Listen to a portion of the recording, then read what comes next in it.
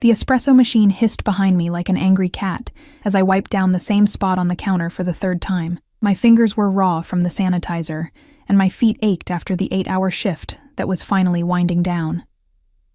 Café Bianco was nearly empty on this rainy Tuesday evening, with just the occasional headlights from passing cars casting long, watery shadows across the polished floor. 15 more minutes, I whispered to myself, tucking a loose strand of hair behind my ear. The small gold watch on my wrist, my mother's, the only thing of value I owned, ticked softly, counting down the moments until I could drag myself back to my tiny apartment. The bell above the door chimed, and I suppressed a groan. Late customers always meant staying beyond closing time. I forced my lips into what I hoped was a welcoming smile, and looked up. The man who entered seemed to absorb all the oxygen from the room. Tall, with broad shoulders accentuated by a perfectly tailored charcoal suit, he moved with a confidence that came from knowing the world would bend to his will. His face was striking rather than conventionally handsome, all sharp angles and intensity. But his eyes were what caught me. Dark, watchful, they scanned the cafe methodically before landing on me. But it was the little girl who captured my heart instantly. No more than 5 years old, she clutched his hand, her small pink raincoat dripping onto the floor. Honey blonde curls framed a face that was the perfect miniature of her father's. But where his expression was guarded, hers was open and curious. She whispered something to him, tugging on his sleeve, and I was surprised to see his severe expression soften momentarily. "We're about to close," I said, immediately regretting my words, when his eyes narrowed slightly. "We won't be long," he replied, his voice deep and accented. Italian, maybe. Not a request, but a statement of fact. A hot chocolate for my daughter. Espresso for me. As I turned toward the machine, I felt his gaze tracking my movements.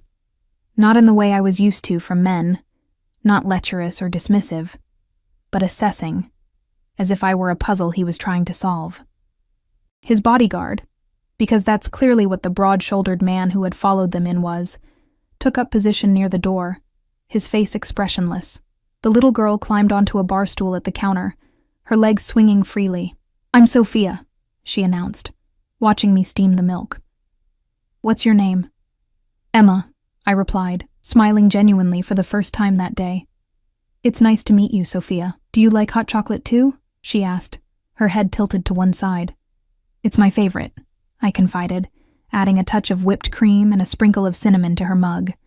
Her father sat beside her, one hand resting protectively on the back of her chair. Up close, I could smell his cologne, something expensive and subtle, like cedar and amber.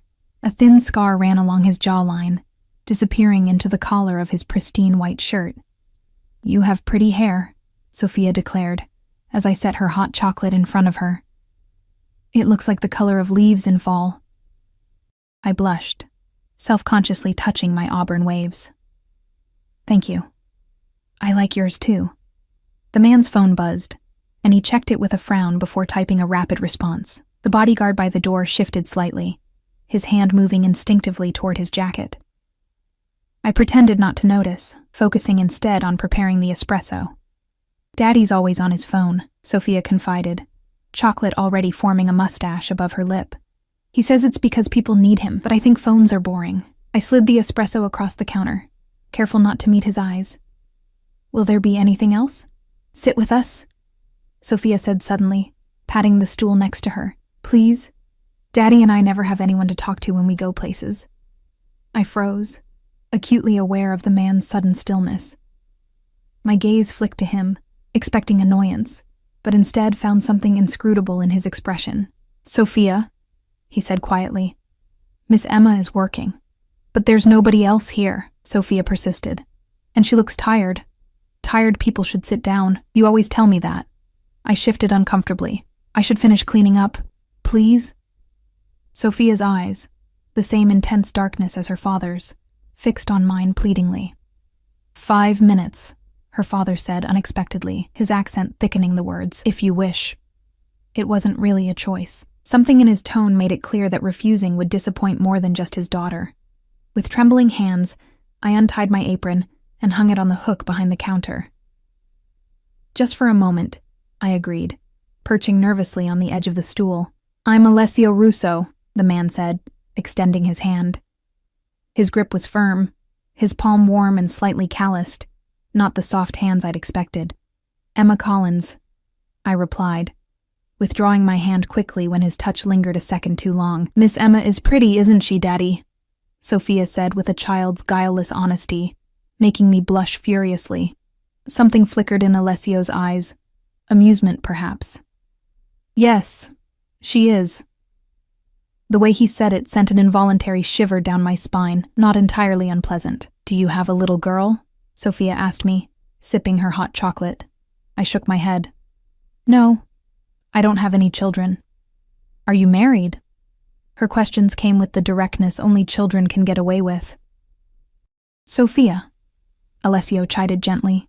"It's okay," I said. "No, I'm not married. Daddy isn't married either," Sophia informed me. "Not anymore. Mommy lives in heaven now." The pain that flashed across Alessio's face was so raw and unexpected that I felt like an intruder witnessing it. It vanished as quickly as it had appeared, replaced by his usual controlled expression. "I'm sorry," I said quietly. He gave a slight nod, then checked his watch, a sleek, undoubtedly expensive timepiece. "Finish your chocolate, Piccola. It's getting late."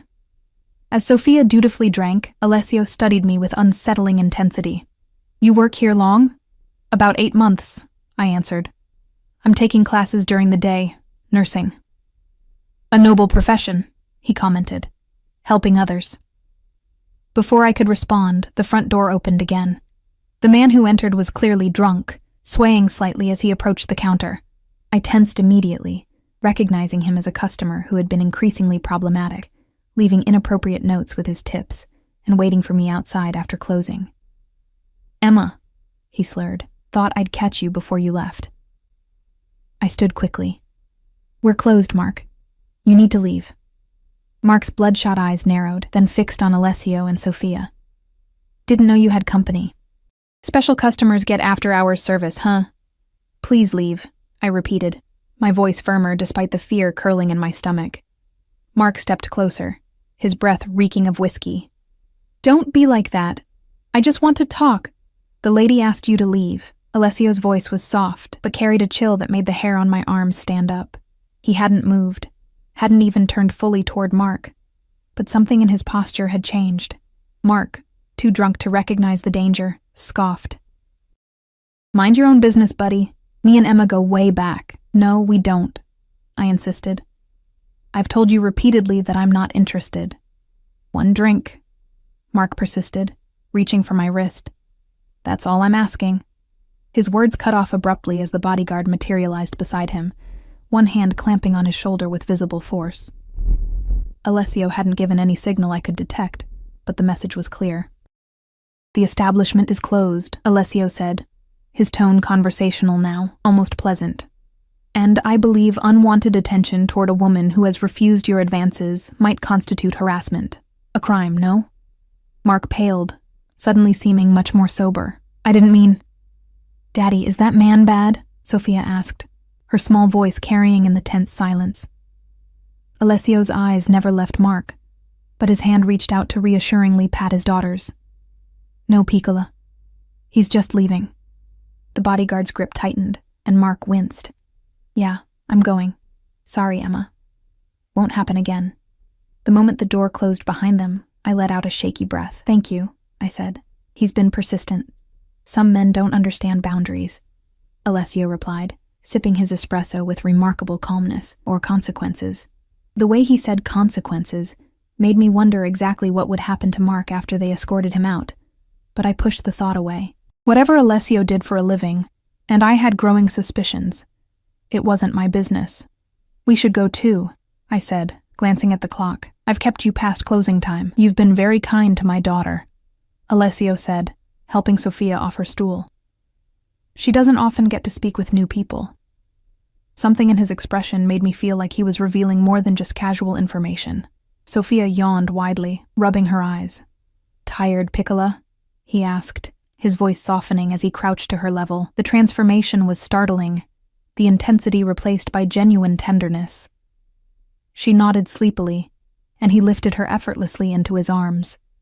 She immediately nestled against his shoulder, her small hand clutching the lapel of his expensive suit. Alessio reached into his pocket and placed several bills on the counter.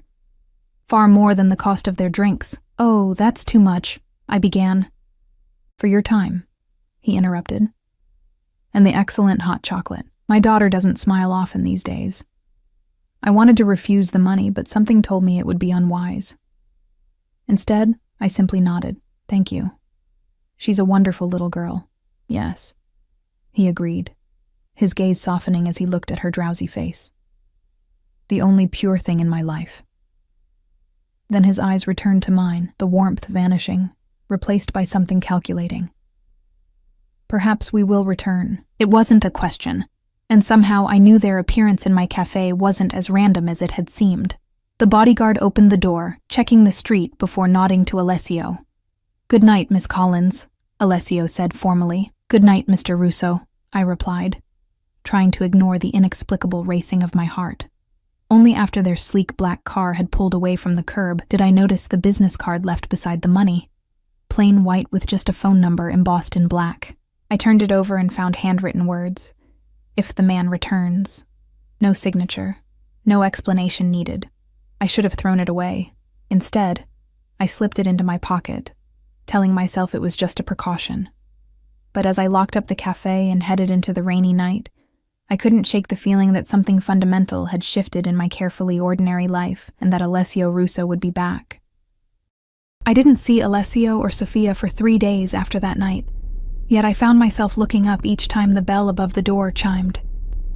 My coworker, Jen, noticed my distraction during our shared shift. "Waiting for someone?" she asked, eyebrows raised as I jerked my head toward the entrance for the 5th time that hour. "No," I lied, focusing on restocking the paper cups. "Just jumpy, I guess." I hadn't told her about the encounter with Alessio and his daughter. Something about it felt private, like a strange dream I couldn't quite interpret. The business card remained in my wallet, its embossed number occasionally catching the light when I opened it to pay for groceries or bus fare. Mark hadn't returned to the cafe either, and for that I was grateful and slightly concerned. I found myself wondering what exactly had happened after he was escorted out that night. The thought made my stomach twist uncomfortably. My tiny studio apartment felt especially empty when I returned home that evening. Rain lashed against the windows as I kicked off my shoes and collapsed onto my secondhand couch. The textbooks on my coffee table, anatomy and physiology, fundamentals of nursing, stared accusingly at me. I had an exam in 3 days and I'd barely studied. I was halfway through a chapter on the cardiovascular system when a sharp knock startled me. Frowning, I checked the time. Nearly 10 p.m. Too late for casual visitors. I approached the door cautiously, wishing my apartment had a peephole. "Who is it?" I called, one hand on the deadbolt. "Emma Collins?" A deep male voice, unfamiliar, replied. "I have a delivery for you." "I didn't order anything," I said, suddenly remembering crime documentaries about women lured into opening their doors. "From Mr. Russo," the voice clarified. My heart stuttered. I opened the door, leaving the chain engaged, and peered through the crack. A tall man in a black suit, not the same bodyguard from the cafe, stood holding a large paper bag from what I recognized as one of the most expensive Italian restaurants in the city. "Mr. Russo thought you might not have eaten," the man said, his expression professionally neutral. "He asked me to deliver this." I hesitated, equally unsettled by the fact that Alessio knew where I lived, and touched by the unexpected gesture. How had he found my address? The question sent a chill down my spine, even as my stomach growled at the scent wafting from the bag.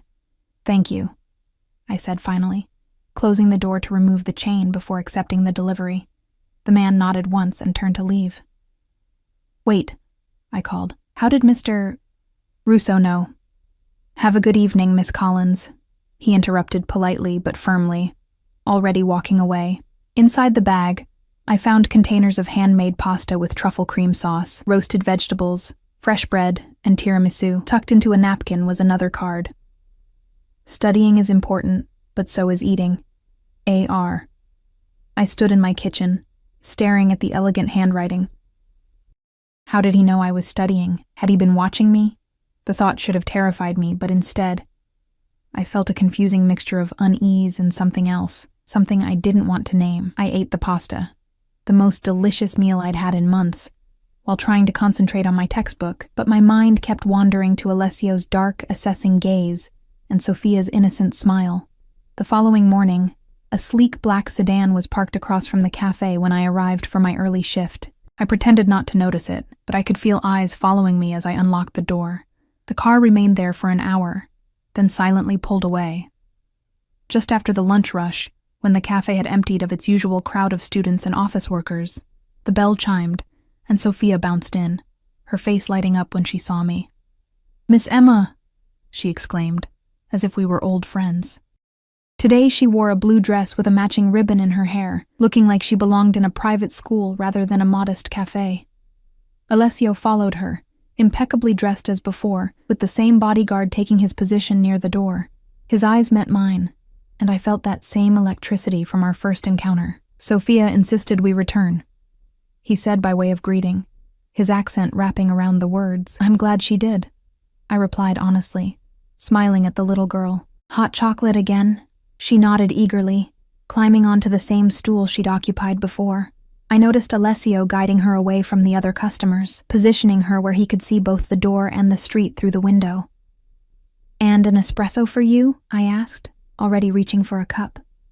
You remembered. The faintest smile touched his lips, transforming his severe features momentarily. As I worked, I felt his eyes on me, tracking my movements with that same intense focus. When I placed their drinks on the counter, Sophia immediately asked, "Can you sit with us again?"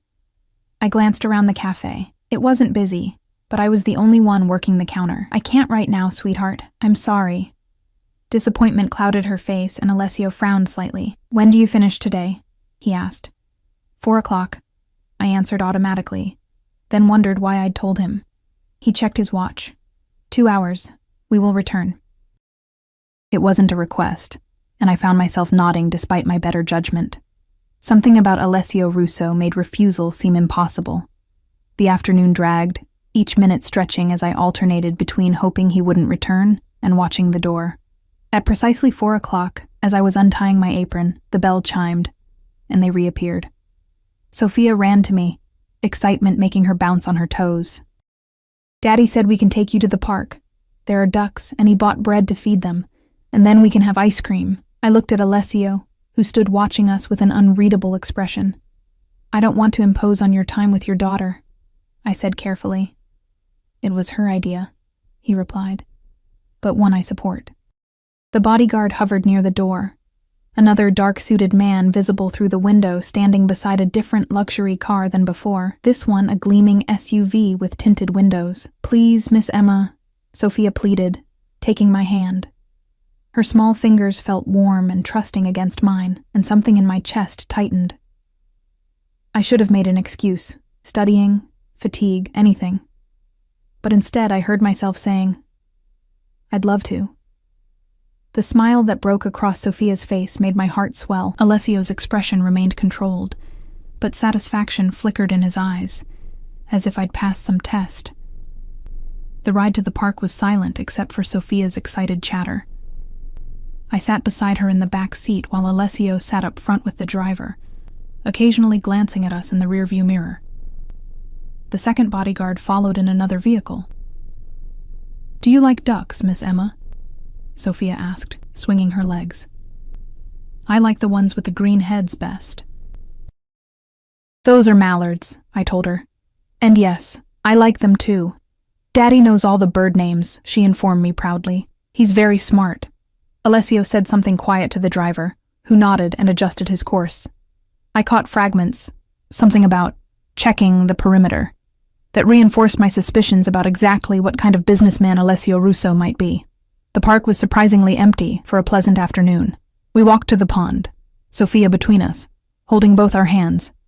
The bodyguards maintained a discreet distance, but their vigilant presence was impossible to ignore. "Why all the security?" I finally asked Alessio softly while Sophia was occupied throwing bread to the ducks. He studied me for a long moment before answering. "I have enemies. People who would use my daughter to hurt me." The blunt honesty surprised me. "What exactly do you do, Mr. Russo?" "I solve problems," he replied, his eyes returning to Sophia. And please, call me Alessio." "What kind of problems?" A faint smile touched his lips. "The kind other people cannot solve through conventional means." I should have been frightened by the implication, but something in his voice, a weariness perhaps, made me see beyond the dangerous exterior. "That sounds lonely," I said without thinking. His gaze snapped back to mine, surprise evident before his expression shuddered again. "It is what it is." "Daddy, Miss Emma, look," Sophia called, pointing at a mother duck leading a line of ducklings across the water. Her delight was contagious, and I found myself smiling. "She likes you," Alessio observed quietly. "She doesn't warm to people easily, not since her mother died. I'm sorry," I said again, understanding more of his protective nature now. "How long ago?" 2 years. Cancer." His voice was flat, but pain shadowed his eyes. Sophia was 3. Too young to understand, but old enough to feel the absence every day. Before I could respond, his phone buzzed. He checked it, his expression hardening instantly. "Excuse me," he said, walking a few paces away to take the call. Even from a distance, I could see the transformation. The gentle father replaced by something colder and more dangerous as he spoke rapidly in Italian, his gestures sharp and controlled. Sophia appeared beside me, slipping her small hand into mine. "Daddy's doing business," she said matter-of-factly. "He gets a scary voice." I squeezed her hand reassuringly. "Everyone has different sides to them, sweetheart." She nodded solemnly. "Daddy says he has to be strong so I can be safe and happy. But sometimes I think he forgets how to be happy himself."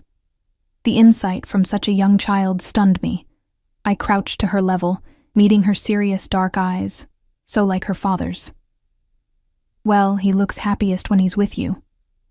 She smiled shyly. "And with you, too." His eyes get softer. Before I could process that, Alessio returned, his posture rigid. "We need to go," he said, his accent thicker than usual. "Now."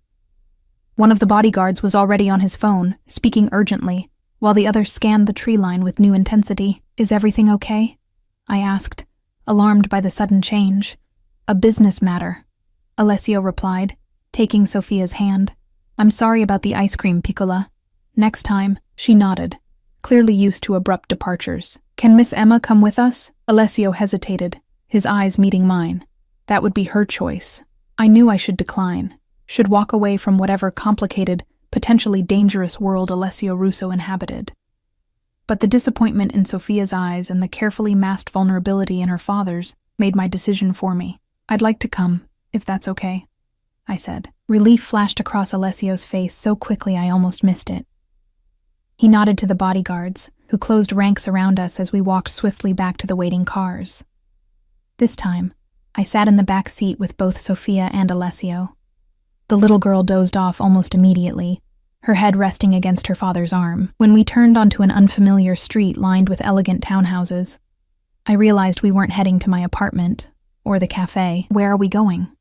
I asked, trying to keep the nervousness from my voice. "My home," Alessio answered quietly, careful not to wake Sophia. "It's secure.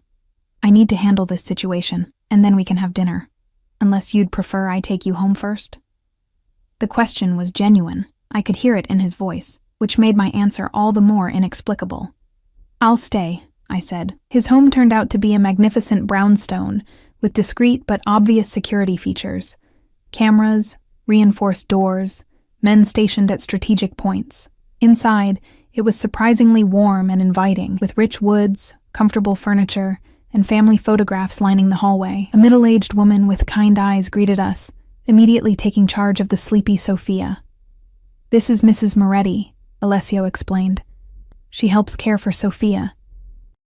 After Sophia had been taken upstairs for her nap, Alessio led me to a spacious kitchen. "Make yourself comfortable," he said. "I need to make some calls. It won't take long." Left alone, I wandered the kitchen, noting the professional-grade appliances and the children's artwork magnetized to the refrigerator.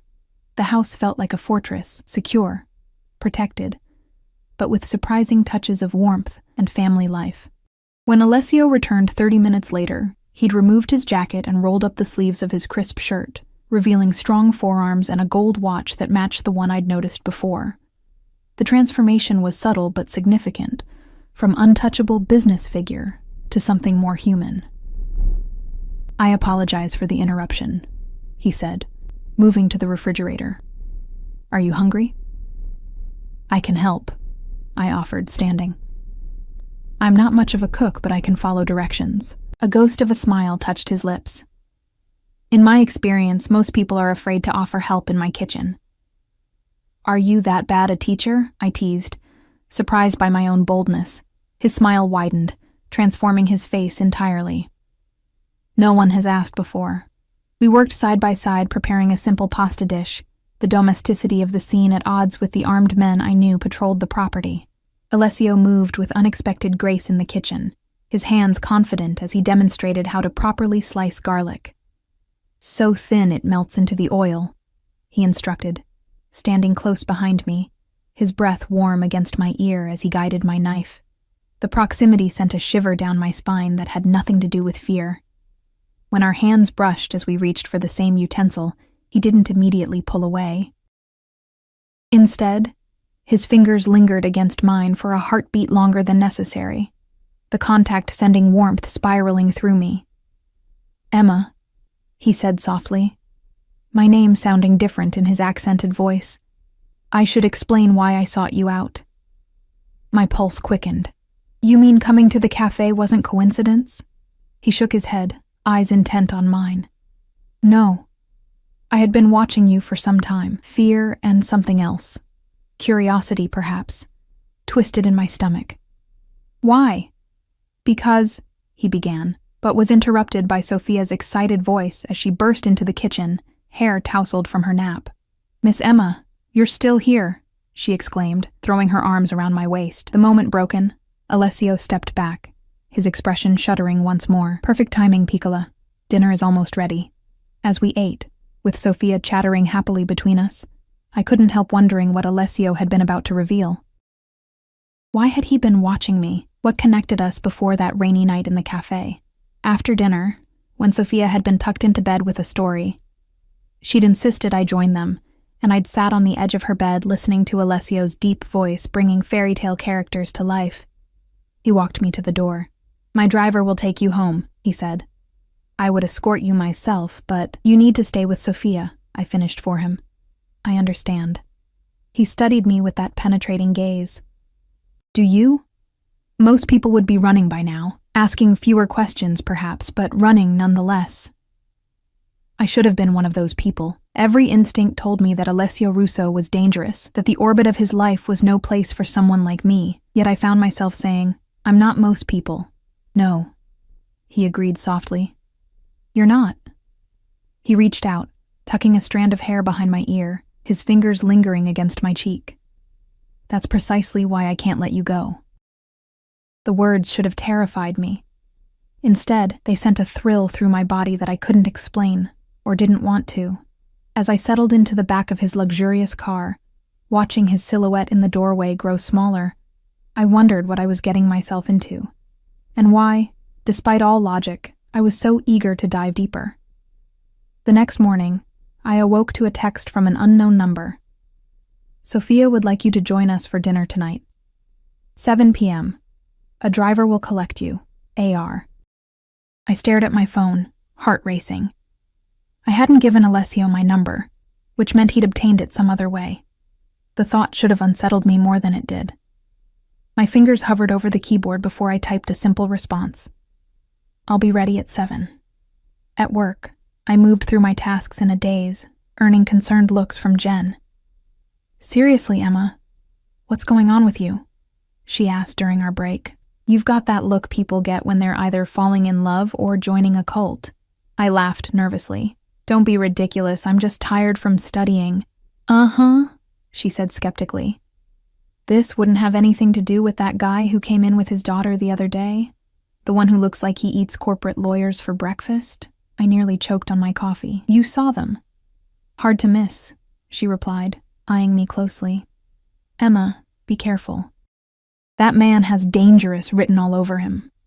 "He's just a single father," I said, the lie tasting bitter on my tongue. Jen didn't push further, but her worried expression stayed with me throughout the day.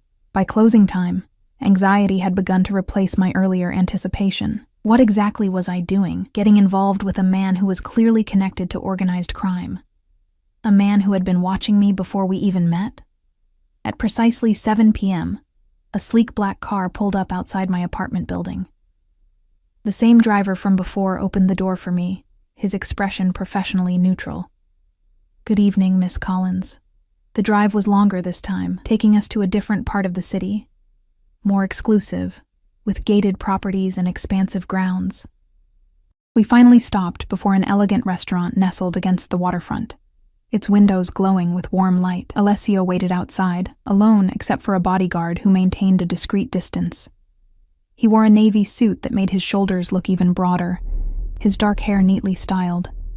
When he saw me, something flickered in his eyes.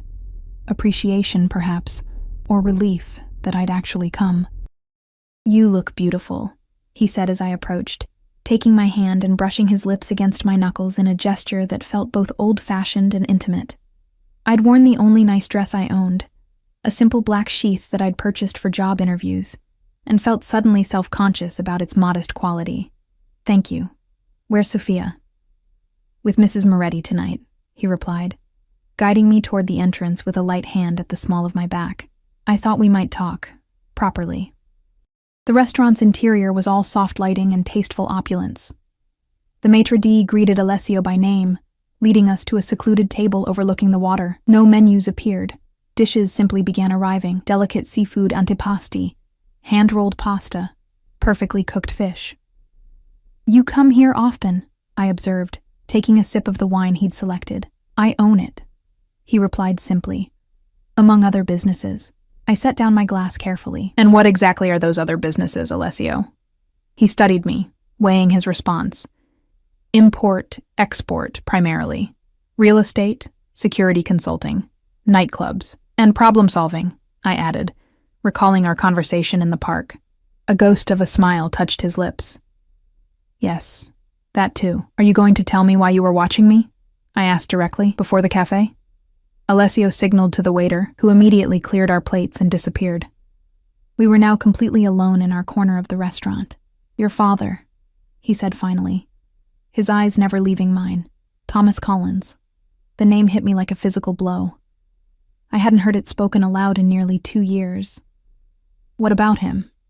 "He worked for me, briefly," Alessio continued. "Not directly, through intermediaries. He was a driver, quick-thinking, reliable." He paused. "Until he wasn't." My hands began to tremble. "What are you saying?" "He stole from me, Emma. Not money. Information. Names, locations, schedules. He sold them to a rival organization." His voice remained even, but something dangerous glinted in his eyes. 3 of my men died as a result. The restaurant seemed to tilt around me.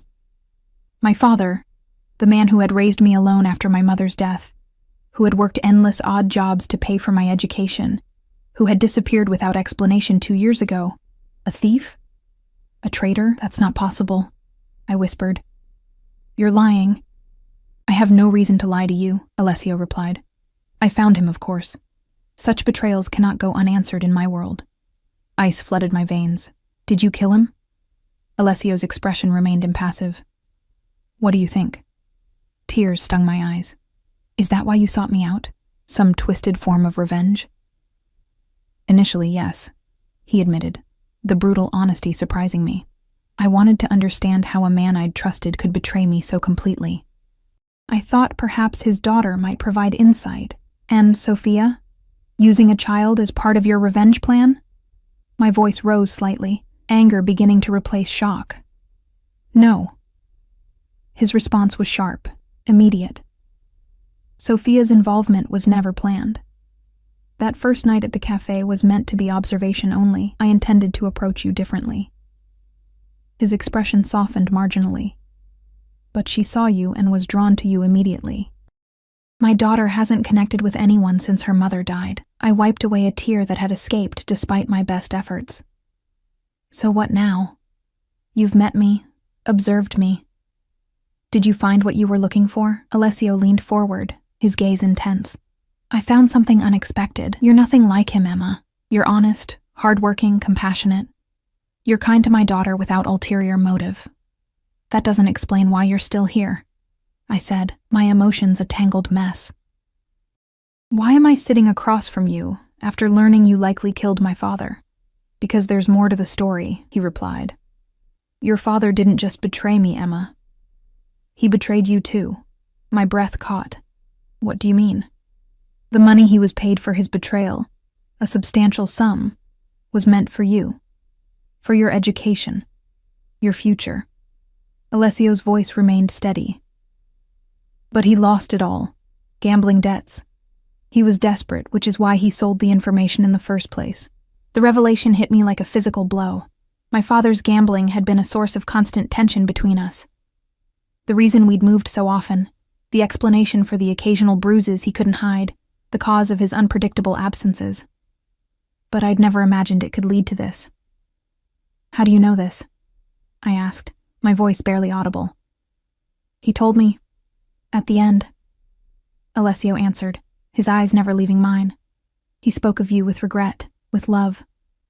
Something inside me shattered. The tears came freely now, silent, but uncontrollable. Alessio didn't move to comfort me, giving me the space to process my grief and anger. Why tell me this? I finally asked, wiping my face with the napkin. Why not just take your revenge and be done with it? Because revenge lost its appeal the moment I saw you with Sophia, he admitted. The moment I recognized that destroying you would make me no better than the man who betrayed me.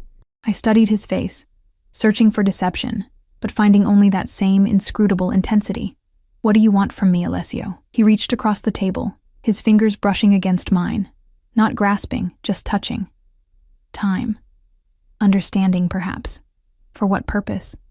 I don't know yet, he answered honestly. But I feel a connection to you that I haven't felt since. He stopped, withdrawing his hand. Since Sophia's mother, I finished for him. He nodded once, his expression guarded again. I should hate you, I whispered. You took my father from me. Your father took himself from you long before I entered the picture, Alessio replied, his voice gentle despite the harshness of his words.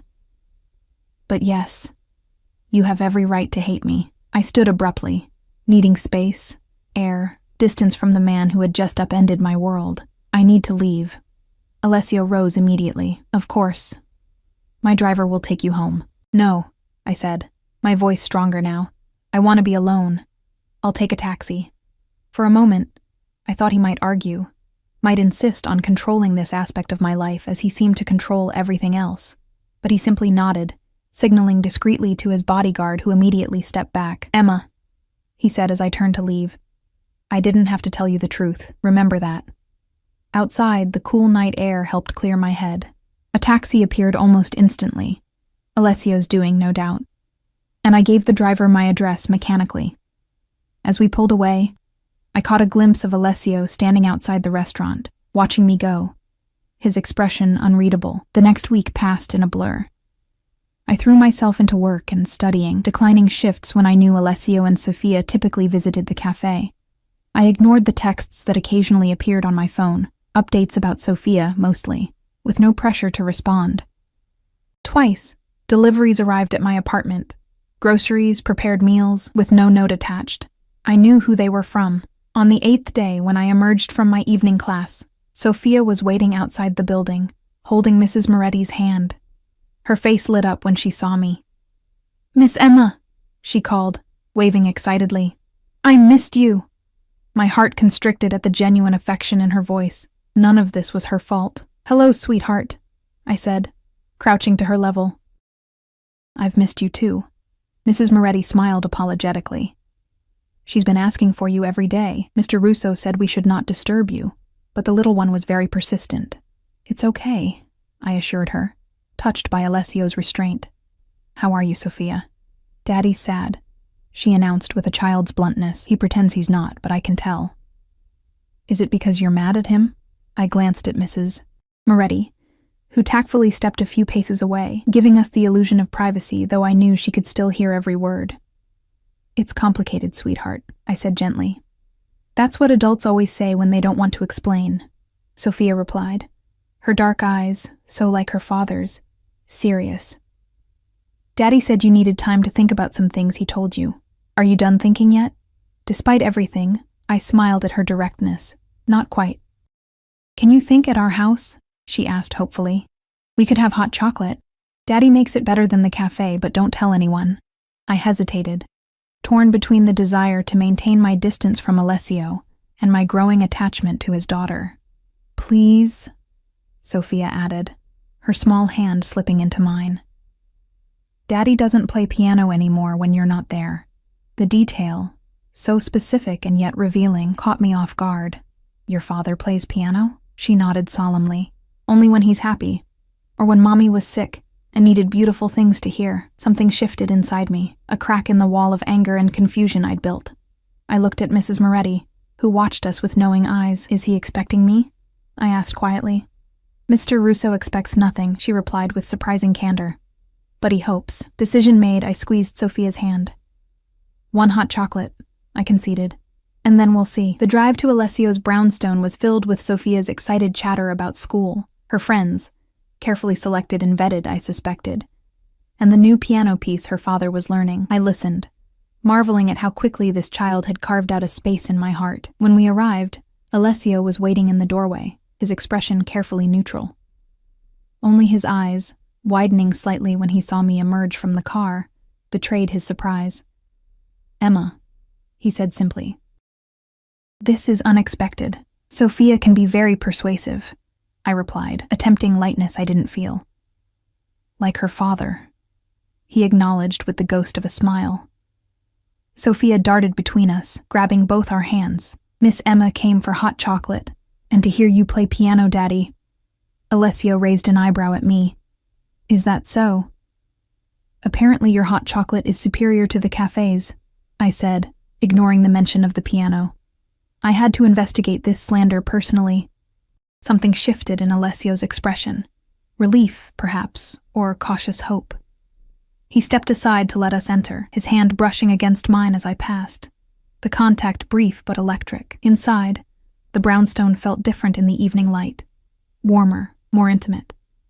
Sophia led me to the kitchen, chattering about her day at school while Alessio followed silently behind us, his presence filling the space in a way I couldn't ignore. Mrs. Moretti, will you help Sophia change into her pajamas first? Alessio asked quietly. Hot chocolate is better in comfortable clothes, yes. Sophia looked ready to protest, clearly worried I might disappear during her absence, but I smiled reassuringly. I'll be right here when you get back, sweetheart.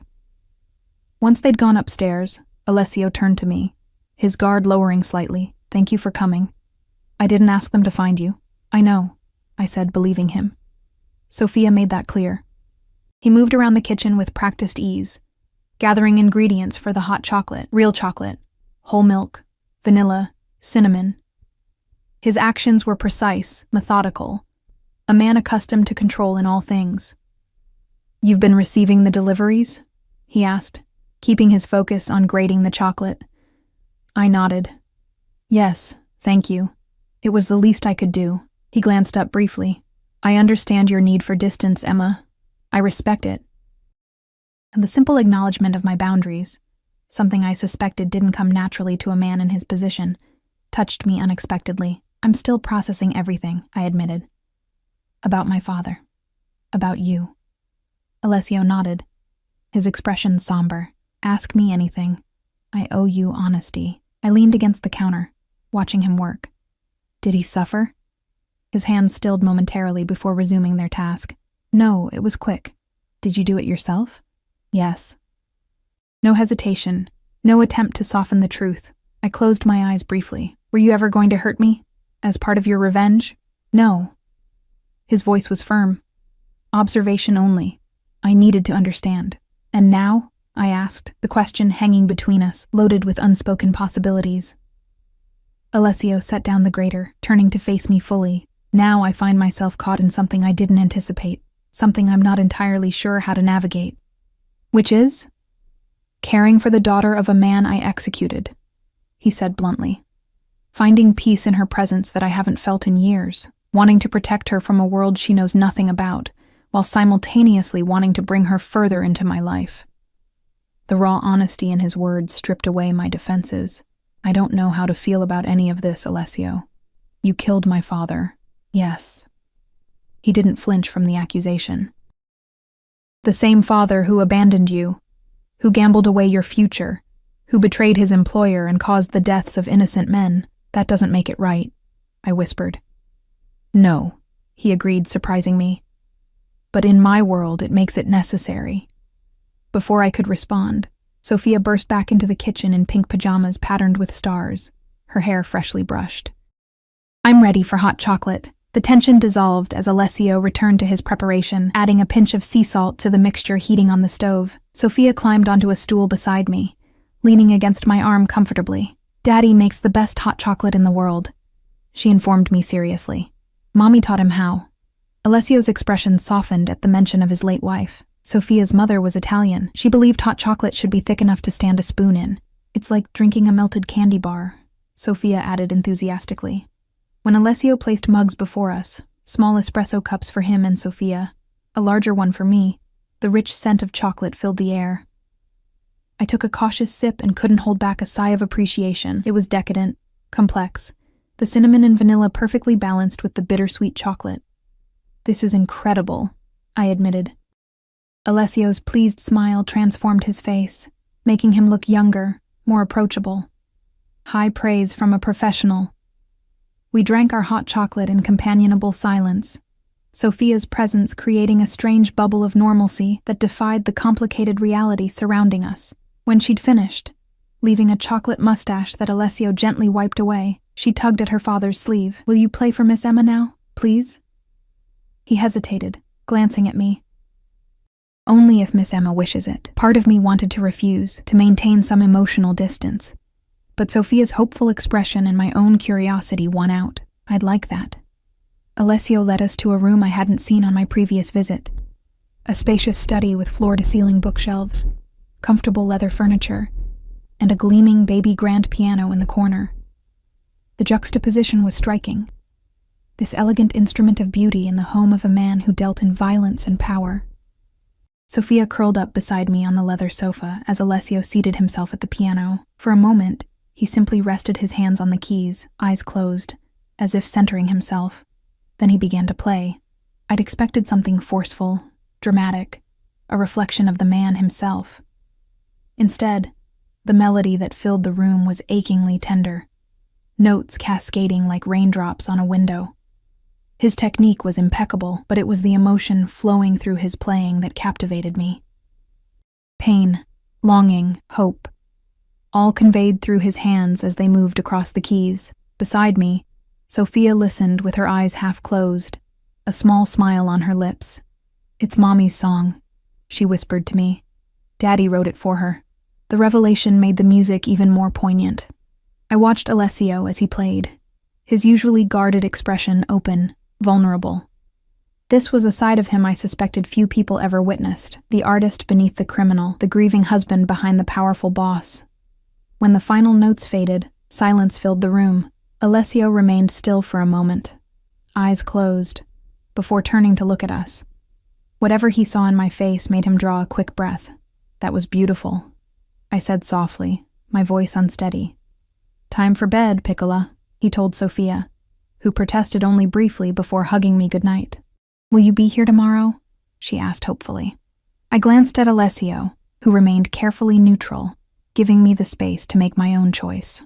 I have work and classes tomorrow, I said gently.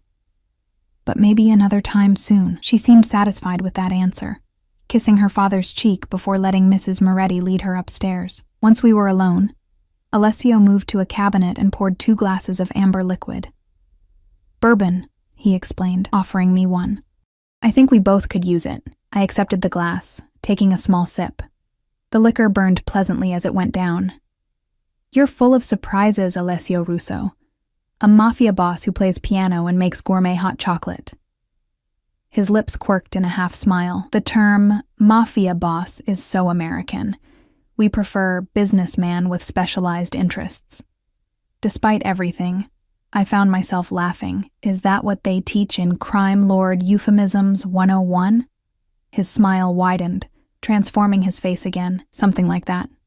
We settled on opposite ends of the sofa, the space between us charged with unspoken tension. "Why did you tell me the truth about my father?" I asked finally.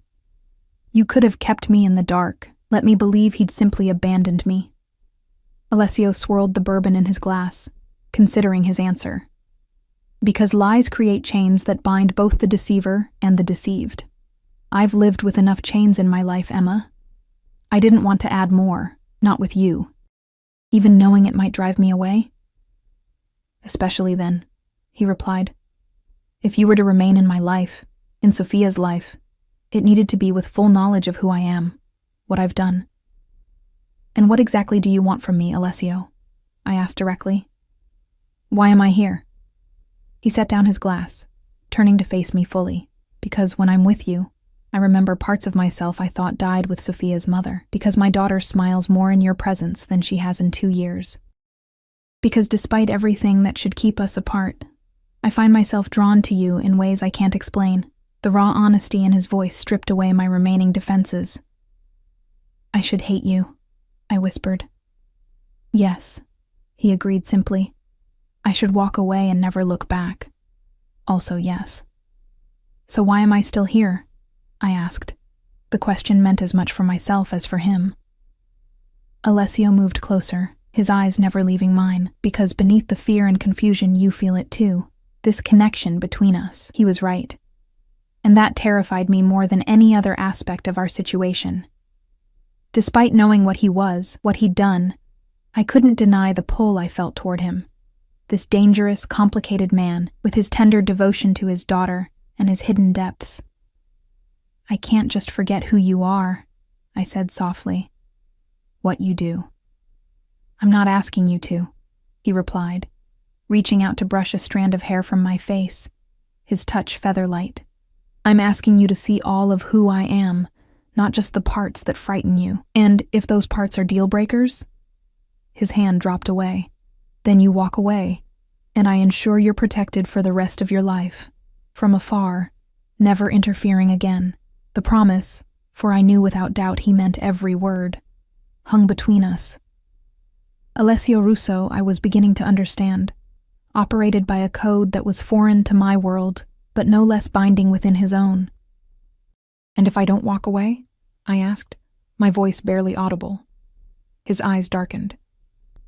"Then you accept that my world comes with risks, with complications most people never face. You accept that I cannot change certain aspects of who I am and what I do. But you also accept that I would protect you with every resource at my disposal, that you and Sophia would be my highest priorities. Always." The intensity in his voice sent a shiver through me.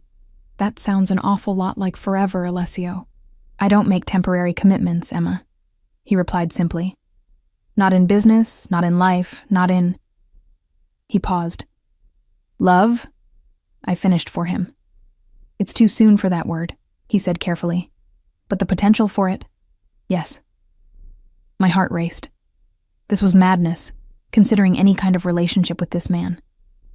Yet I couldn't deny the connection between us, the way his presence made me feel simultaneously frightened and more alive than I'd ever been. "I need time," I said finally. "This is all so complicated." Relief flashed across his face. Not rejection, then. He nodded, maintaining the distance between us, though I could sense his desire to close it. "Time is something I can give you, but I don't want to disappear from Sophia's life while I figure this out," I added. "She's already lost too much." "Then don't," he said simply. "Visit her. Visit us. No pressure. No expectations beyond what you're comfortable with." The offer was generous, more generous than I'd expected from a man clearly accustomed to taking what he wanted. "And what about your business? The danger?" "You'll be protected, whether you're with me or not," he said, with absolute certainty. "No one associated with me will ever harm you. And your enemies?" His expression hardened. "They wouldn't dare." I believed him, which was perhaps the most unsettling realization of all. Standing, I moved to the window, needing physical space to think. Outside, I could make out the silhouettes of security personnel patrolling the property, the ever-present reminder of Alessio's world. "I should go home," I said finally. "I have an early class tomorrow." If he was disappointed, he didn't show it. Instead, he nodded, and stood. "My driver will take you." As we walked to the entrance, Alessio maintained a careful distance, respecting the boundaries I'd established. At the door, he hesitated. "May I call you tomorrow?" The question, so ordinary, so normal, made me smile despite everything. "Yes." Relief softened his features. "Good night, Emma." On impulse, I stepped forward and pressed a brief kiss to his cheek, the contact sending a jolt of electricity through me. His skin was warm, the faint scent of his cologne enveloping me momentarily. "Good night, Alessio," I whispered, then turned and walked to the waiting car before I could change my mind. As we pulled away, I glanced back to see him standing in the doorway, watching me leave. The image stayed with me all the way home. This dangerous, complicated man who had shattered my world, and yet, somehow, was beginning to piece it back together in an entirely new configuration. Over the next month, we settled into a strange rhythm. 3 times a week, I would visit Alessio's home after my classes, spending time with Sophia, helping with homework, reading stories, playing games. Alessio would join us when he could, but often he would be working in his study, taking calls in rapid Italian, or meeting with men in expensive suits who regarded me with curious, assessing glances. He never pressured me, never demanded more than I was willing to give.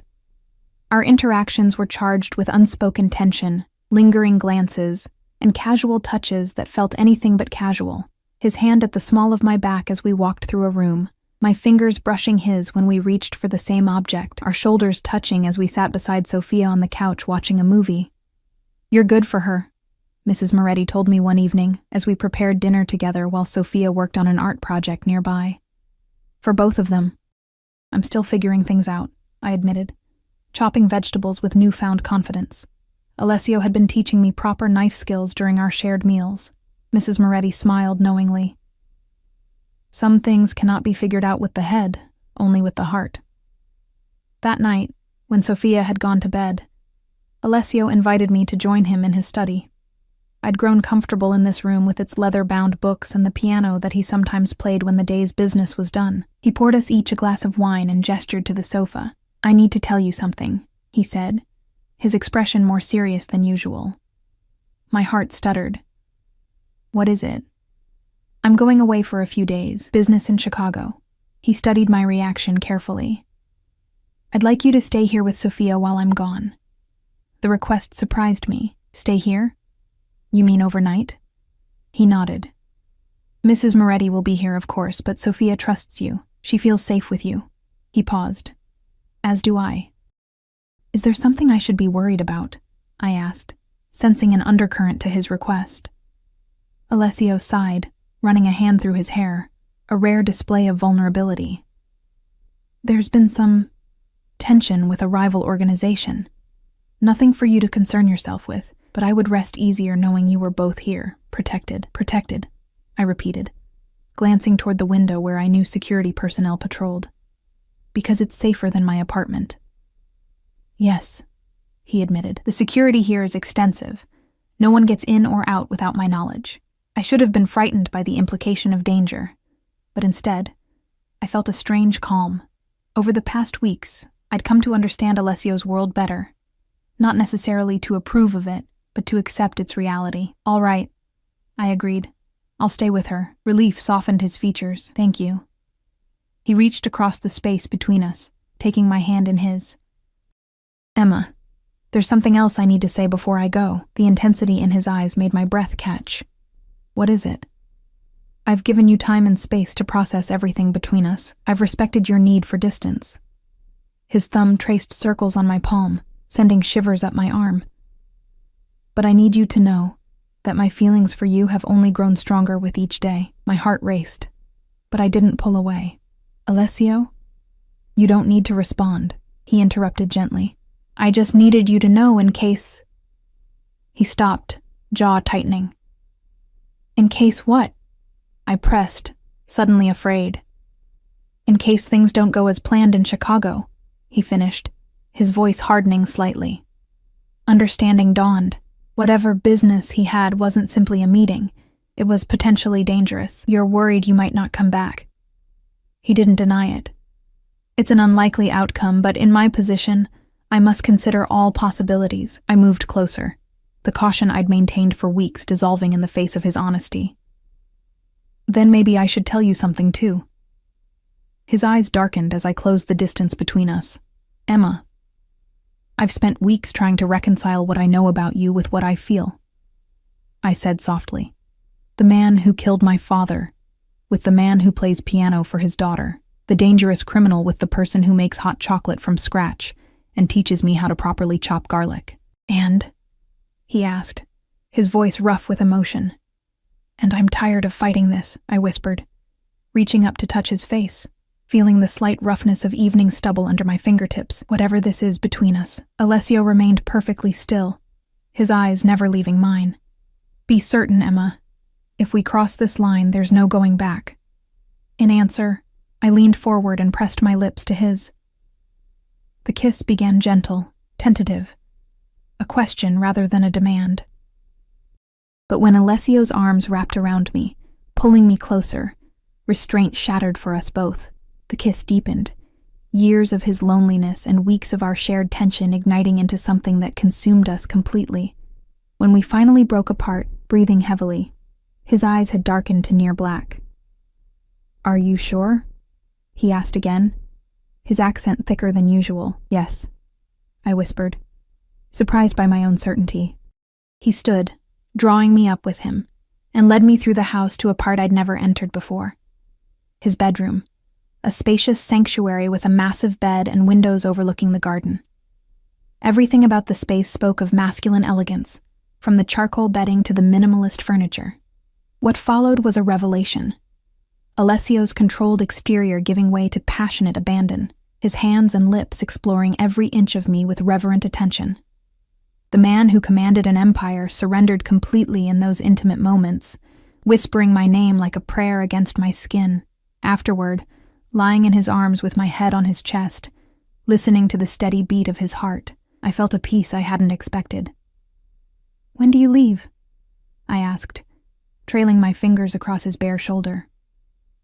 Tomorrow morning, he replied, pressing a kiss to my forehead.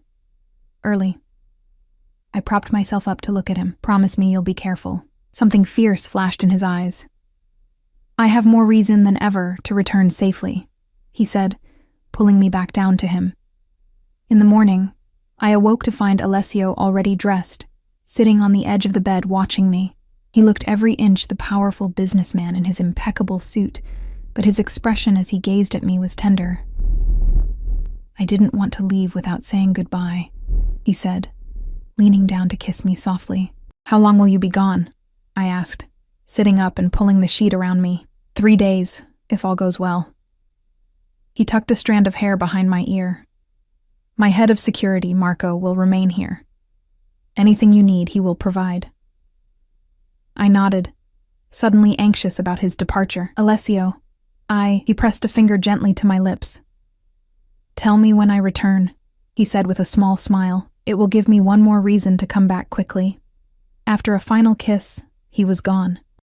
I heard the front door close, then the sound of cars pulling away from the house. Only then did I let myself fall back against the pillows, processing the monumental shift that had occurred between us. Later that morning, I explained to Sophia that her father had gone on a business trip, but would return soon. She accepted this with the resigned understanding of a child accustomed to such absences. But you're staying with me, she said, brightening. We can have sleepovers and make pancakes for breakfast. Her resilience touched my heart. Absolutely. We'll have fun while Daddy's away. The first day passed uneventfully. Sophia went to school with her usual security detail, and I took the opportunity to call my manager at the café, requesting a few days off for family matters. The ease with which I included myself in Alessio's family circle wasn't lost on me. That evening, as Sophia and I were making dinner together, my phone buzzed with a text from an unknown number, all proceeding as planned. A. The brief message relieved an anxiety I hadn't fully acknowledged. I showed it to Sophia, who beamed. Daddy never texts when he's working. He must really miss us. Us. The simple word warmed me from within. The second day, I helped Sophia with a school project, marveling at how naturally we had fallen into a routine together. Mrs.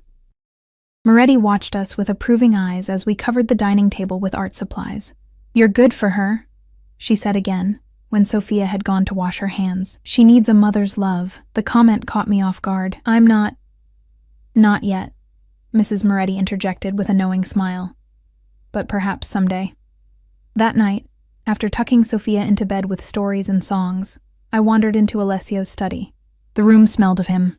Sandalwood cologne, good bourbon, the faint musk that was uniquely his. I ran my fingers over the piano keys, remembering the emotion in his playing. On an impulse, I opened the desk drawer, curious about the man whose life I was becoming increasingly entangled with. Among the usual office supplies and documents were photographs.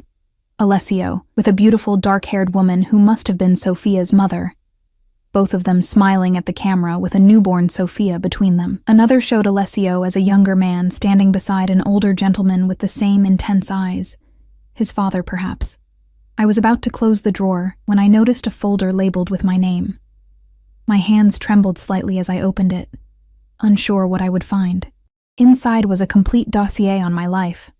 School records, employment history, medical information, even surveillance photos taken outside my apartment and the café. The thoroughness was unsettling, but what caught my attention were the handwritten notes in the margins, observations about my work ethic, my kindness to customers, my dedication to my studies. The final page contained information about my father, his gambling debts, his desperation, his betrayal. And beside it, a note in Alessio's distinctive handwriting. Her father's sins are not hers. She deserves protection, not punishment. Tears stung my eyes as I realized that even before he'd met me, Alessio had decided to shield rather than harm me. It didn't erase what he'd done to my father, but it revealed a complexity to his character that continued to challenge my perceptions. I replaced the folder carefully and closed the drawer, wiping away tears. Whatever path had led us to each other, however dark and twisted, I couldn't deny that I had fallen in love with Alessio Russo, with all his contradictions and complexities. The third day dawned with heavy rain that matched my growing anxiety. No text had come since the first, and I found myself checking my phone constantly. Sophia seemed similarly on edge, more clingy than usual, insisting I sit with her while she did her homework. "Daddy's coming home today," she said, more statement than question. "That's the plan," I replied, trying to sound confident. By evening, with no word from Alessio, even Mrs. Moretti seemed concerned, checking the clock repeatedly. Marco, the head of security, maintained a stoic expression, but I noticed him speaking urgently into his phone several times. I put Sophia to bed with difficulty, promising to wake her when her father returned. Only after she had finally fallen asleep did Marco approach me in the hallway. "There's been a complication," he said quietly. "The meeting didn't go as planned." My heart stuttered. "Is he hurt?" "We don't know," Marco admitted. "We lost contact 3 hours ago." The world seemed to tilt beneath my feet. "What happens now?" "We wait," he replied grimly. "And we prepare." The hours that followed were the longest of my life. I paced Alessio's study, unable to sit still, while Marco coordinated with his team, voices low and urgent. At midnight, the security around the house doubled, armed men patrolling the grounds with greater frequency. At 2 a.m, I was dozing fitfully on the sofa when the sound of cars approaching jolted me awake. Marco moved to the window, gun drawn, then relaxed visibly. "It's him," he said, holstering his weapon. I ran to the front door, heedless of protocol, and yanked it open. Alessio was just emerging from a black SUV, his suit crumpled, a dark stain that looked horribly like blood on his white shirt. But he was walking, alive, his eyes finding mine immediately. "Emma," he breathed, crossing the distance between us in long strides. I threw myself into his arms, uncaring of the audience of security personnel. "You're hurt," I gasped, pulling back to examine him. "Not my blood," he assured me, his hand cupping my face. "I'm okay."